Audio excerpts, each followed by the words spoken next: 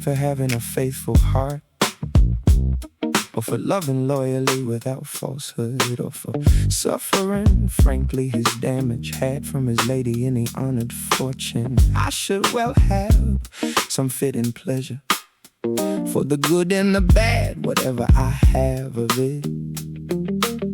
I know how to suffer, and I have the knowledge to do everything my lady likes, so that I can move my heart. A faithful love, I know how to follow the straight path. So much I love my lady beyond measure, that she can do from it everything that pleases her.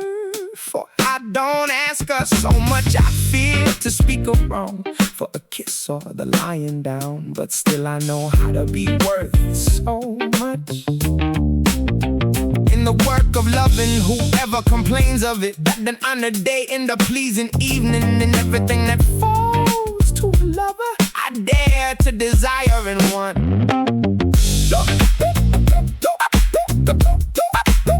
I want it all.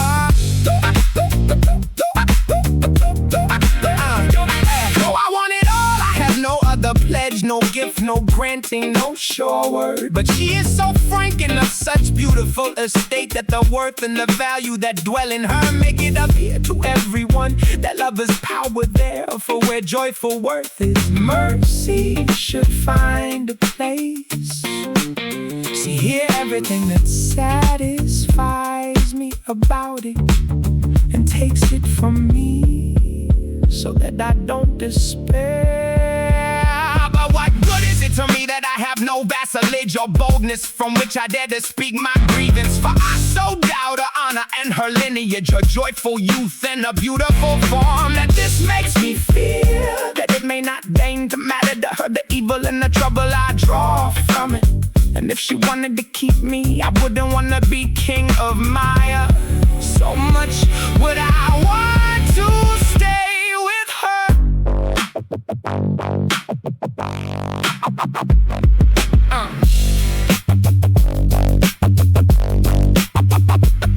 I've heard it said by a wise man without folly, that the man prays badly to the one who has no care for him. And they say, may God give you a young lordship. Let this prayer be one of right. I have love for truth, and if I have it, it can't grieve me.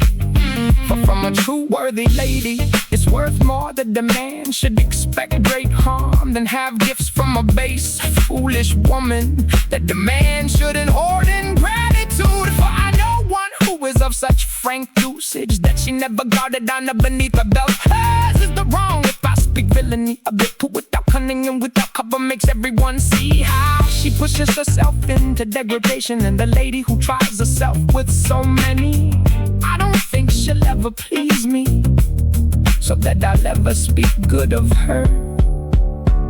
Nor do I want her to fall.